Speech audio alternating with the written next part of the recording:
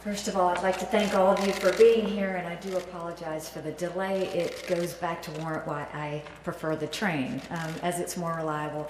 This is really important that you be here today because we have a story to tell, and the story is a very important one. And it's not just important for the United States, it's important for the entire international community.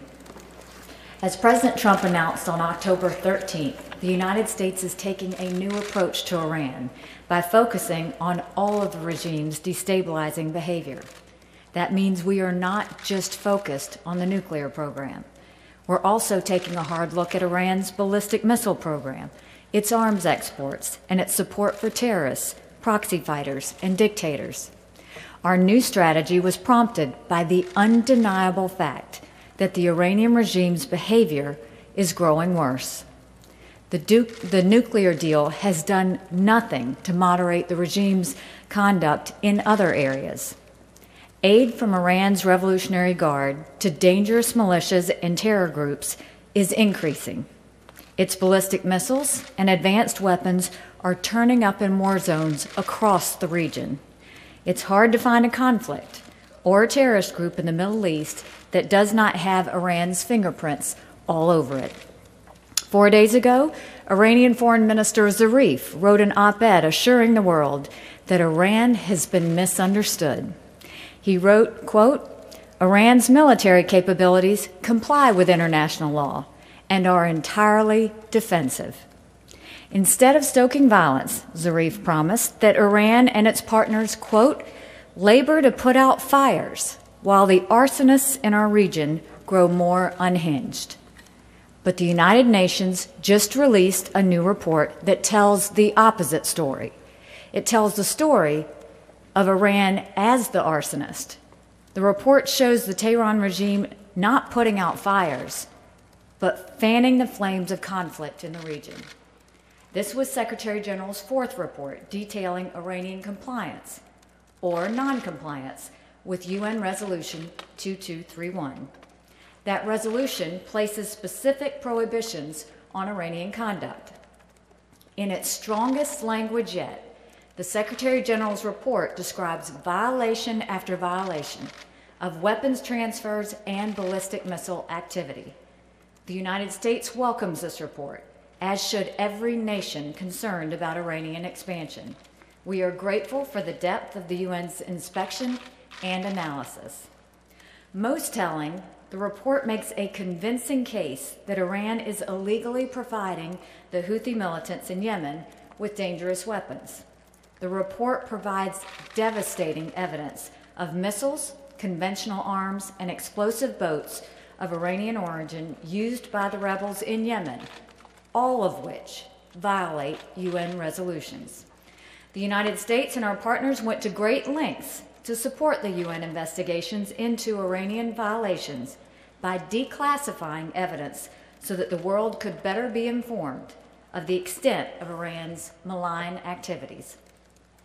As you know, we do not often declassify this type of military equipment recovered from these attacks.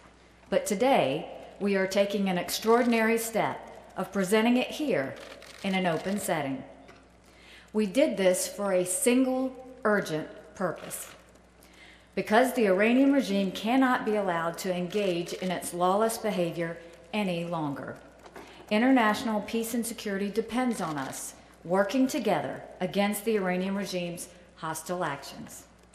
The fight against Iranian aggression is the world's fight. The United States is acting today in the spirit of transparency and international cooperation that is necessary to defeat this threat. In this warehouse is concrete evidence of illegal Iranian weapons proliferation gathered from direct military attacks on our partners in the region. Behind me is an example of one of these attacks. These are the recovered pieces of a missile fired by Houthi militants from Yemen into Saudi Arabia. The missile's intended target was the civilian airport in Riyadh, through which tens of thousands of passengers travel each day. I repeat, the missile was used to attack an international civilian airport in a G20 country.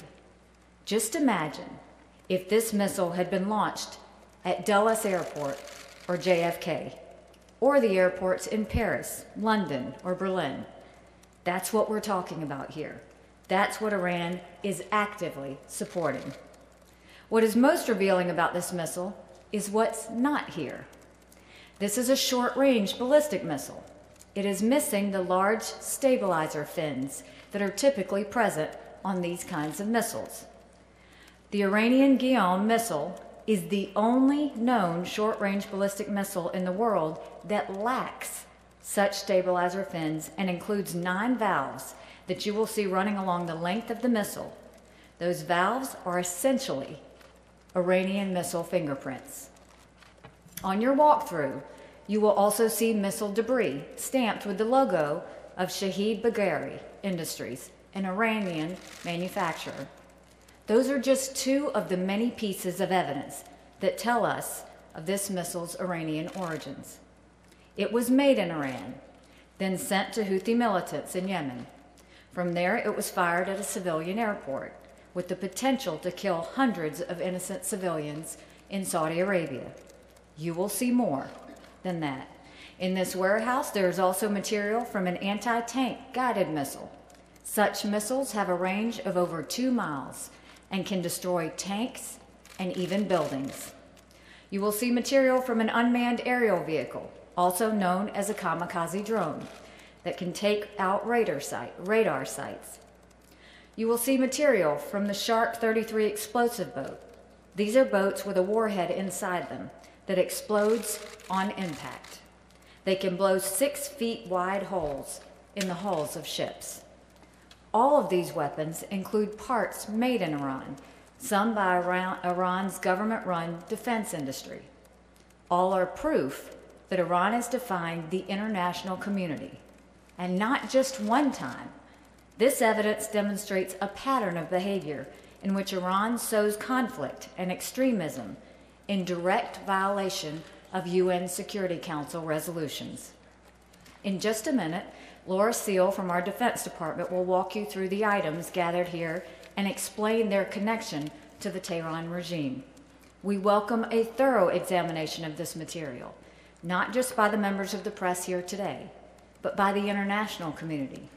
Several countries will be sending delegations here to view this material in the next few days. Some have already been here. We are inviting the entire UN Security Council to see it for themselves, and we are inviting all members of Congress to view it.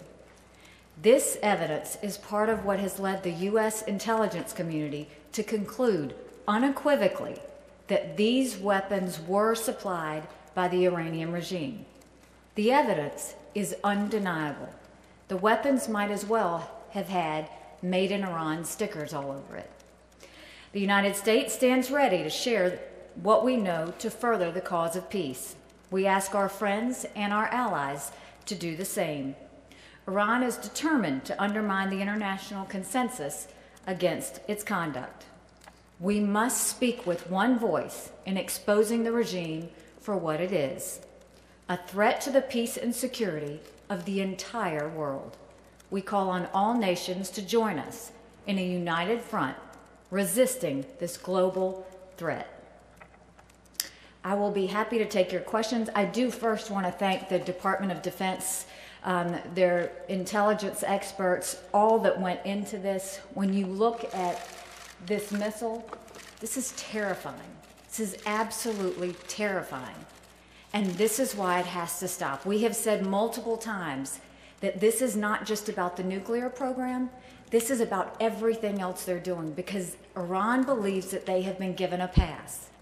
It is incumbent on the international community to show not only are they not being given a pass, but all of these actions have to stop, and stop immediately. And we'll continue to do that as we go forward. So Laura Seal will be giving you a tour. I'm now going to open it up for questions. I'm going to respectfully ask that we keep the questions all on foreign policy. If you have any other questions to follow, Cheney will be happy to answer those. But we'll go ahead and get started. Elise, we'll start with you. Thank you, Ambassador. Thank you for having us. 2 quick questions. First of all, you said that this You said that these weapons were debris from the missile that was directed at Saudi, but then you said that it is conclusive of a, quote, pattern of behavior. Can you talk about, the pattern of behavior? And then also, what are your next steps when you say that you're looking for the international community to join us? Are you seeking a new resolution at the UN? Are you seeking additional sanctions on Iran? What does this have to do with the nuclear deal? What are your next policy steps? Thank you. Well, I think first what you're going to see here on display, and I want to thank Secretary Mattis for being so important in getting this done. What you're going to see on this display is multiple types of weapons used in different areas against our partners. As we look at what has happened, these are on loan from Saudi Arabia, some are on loan from the UAE, but it's the international community's way of coming together and saying we have a problem and we need to address it. So what I will tell you is when you look at these, there is no denying that these have Iranian marks all over them. Where do we go from here? Well, I think the president made the first start by decertifying the Iran deal basically with Congress so that Congress can start looking at these other things that Iran is doing, whether it's ballistic missile strikes, whether it's export of arms or related material to be used, whether it's support of terrorists, any sort of action that destabilizes the region. That's all against U.S. United Security Council resolutions, and so we want to make sure that we're holding them accountable. Where do we go from here? You will see an effort by not only all agencies within this administration, but within the international community that is going to come together and find ways to stop Iran from what they're doing. And yes, we have already started to talk to our partners in the Security Council. That will just be one avenue of what we do. The NSC is pulling together all types of other reactions that we will have. We're working with the State Department, we're working with the Department of Defense, but you will see forthcoming information from the Security Council. Yes. Ambassador, how was this weaponry supplied to the Houthi fighters in Yemen? I mean, can you explain the chain of custody? Well, I mean, I think what you're looking at is obviously Iran supplied it to the Houthis, and then the Houthis used it against Saudi Arabia. But we're not just seeing activity in Yemen. What we're also seeing is activity in Lebanon, Iraq, Syria, and we'll be able to show all of those, and there is more coming. This is not it. There is a lot more of uncomfortable evidence that the international community will look at and realize how dangerous this is.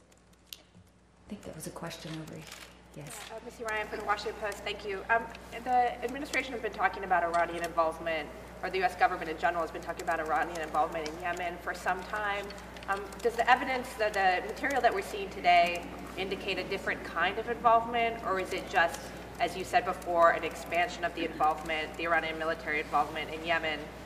And then the second question would be, are there specific actions that you're asking members of Congress to take after this, to follow up on Elise's question, or European countries to take? Well, I think first of all, this is an example of a growing threat that is happening by Iran. And the nuclear deal, while so much of the international community invested in it, the president said there were problems, and these are the problems that he was talking about. And this is the message that we have to get out. Everyone has focused on the nuclear deal, and Iran has hidden behind the nuclear deal, constantly threatening to get out of it. But these are the things they're doing while we're all looking the other way. And these are the things that will be dangerous, that will lead us to the next North Korea if we don't do something to stop it. And so you will continue to see us move forward. The international community is concerned. This was the strongest Secretary General's report that we have seen in reference to the violations by Iran, and we don't intend to let that go. Sorry, just about the European countries, are you asking them to do something specific on Iran's ballistic missile program or the weapons or military transfers? It's not just European countries that we're going to be asking. We're going to be asking the entire international community. And yes, we will start with the Security Council in terms of doing that, but it is time for all of them to wake up. This is going to be eye-opening. Many have already seen it. More are coming to see it. In terms of Congress, the president very much wants to work with Congress on how we're going to approach Iran going forward. And so I think that as they go through that legislation, that's going to be a lot of what they look at is how do we deal with these destabilizing behaviors that we're seeing by Iran. Yes. Nick Waters from Bloomberg. Do you have any evidence to suggest when this particular missile was imported or exported to the Houthi rebels? And then second, when you gather up all the evidence here, does this make you believe that it is time to exit the nuclear deal for good? So I think that these, and I'll let DOD explain this further, but this is from the last 2 attacks that we saw coming from Yemen. And so this is very recent. This is not old. These just happened. And so that is the reason why we have the concern. In terms of the nuclear deal, you know, we have said everything doesn't have to be tied to the nuclear deal, but it does have to be tied to the Security Council resolutions.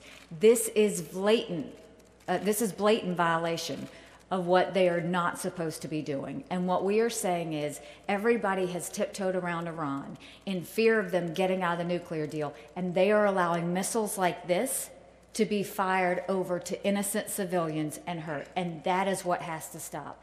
And so we will continue to raise and build the international community support to say, this is not about the nuclear deal. This is about all other actions. And the president will work with Congress on how do we go forward in dealing with Iran in this way. But the nuclear deal is not something that we're focused on now. It's focusing on the threat that Iran is posing as we know it.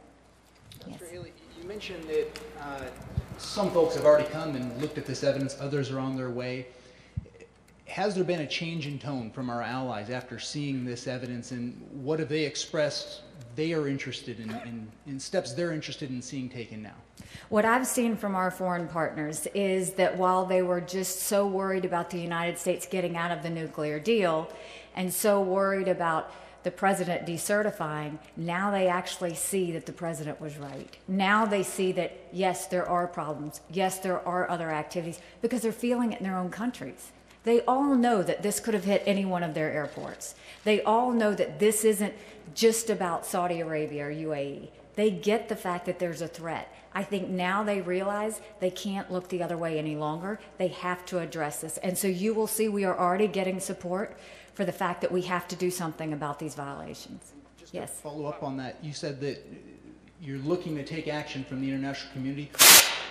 In what form is that? You will see us build a coalition to really push back against Iran and what they're doing. It will be, as we've worked with the Secretary General in coming up with this report and helping them with investigations so that they can further prove what is happening. It will be with the Security Council in that we go ahead and start looking at what else we can do to stop these violations. I think you'll see it among the Department of Defense, State Department, NSC coming up with a United States plan on how we're going to further deal with Iran. So this is going to be multiple steps. But what I can tell you is we're not going to sit back and not watch this. We are going to turn around and not only be aggressive about it, we're going to be forceful about it, and we're going to let the international community know what a threat this actually is. Yes. Exactly which UN resolutions are you claiming have been violated here? 2231 mainly is the main one, and that's the one that was coupled with the JCPOA.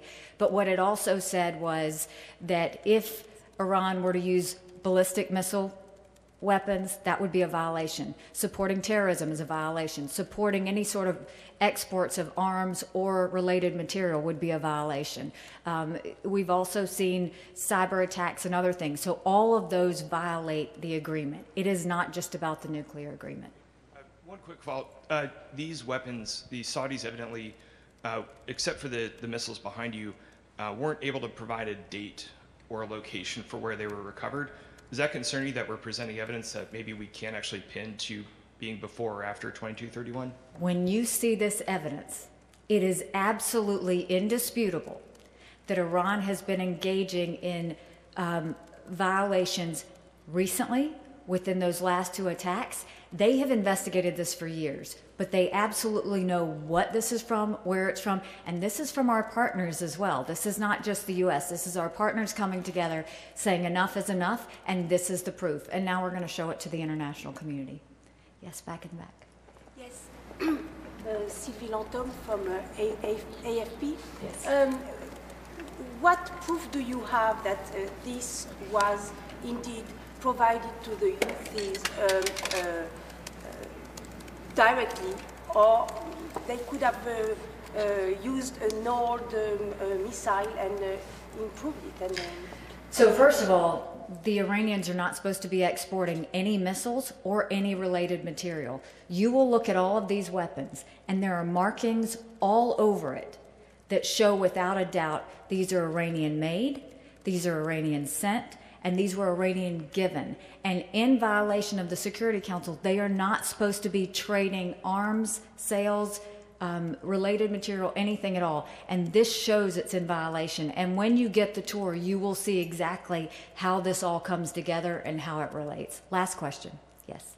Ambassador Haley, Tara Kopp with Military Times. The coalition that you're talking about to increase pressure, do you mean diplomatic pressure? Are we talking about a military coalition, additional sanctions? What sort of pressure can be added to Iran? Well, I think what you're seeing is Secretary Madison, Department of Defense, they have done an amazing job of pulling this together. They're working with their partners to also help us pull together the evidence. And then we're going to work diplomatically to make sure that we let the international community know there are violations. But then we are also going to go so far as to make sure we do something about it. You had your hand up, so I'll ask you a question. You mentioned you have more evidence for different support for Iran to different countries, different terrorist groups. I would like to know a little bit about what more we know. Do we have more evidence about Iran supporting Hezbollah, for example, or in Iraq, some militias in Iraq also? Thank you. What we know is there is evidence of Iranian misbehavior in Yemen, Lebanon, Syria, and Iraq. And so more will be forthcoming. But this is not just a one-time thing or just a couple of pieces of evidence. You're going to see a rapid flow of other things. Thank you all very much. Well, I need to, okay. Thanks, Ambassador. I think one of the reasons we're all asking about next steps is that since the start of the Trump administration, you all have been talking about, we're going to have a plan to push back on Iran. And nobody other than Iran really disputed prior to today that they were providing weapons to the Houthis. So I think the question is, if here we are a year into the administration and you're not really articulating any specific steps other than, we're going to kind of rally people and talk about next steps, doesn't that suggest that perhaps we don't have any concrete options available to us to actually change their behavior on this kind of behavior? Okay, specific steps. Calling out Iran for what they're doing, decertifying the process, having the president say to Congress, we've got to look at this behavior, working with the Secretary General and their analysts to help them investigate information like this. The strongest report yet from the Secretary General that there are absolute, undeniable violations that are happening by Iran. Us inviting all of the international delegations to come here, going to the Security Council and talking with our partners about next steps. There have been a lot of steps, and we're not done yet. So this has actually been an amazingly executed plan on evidence that is just so blatant that we want the international community to see it, and we are getting support on that, and we will continue to do that until these threats stop. Thank you very much. I appreciate it.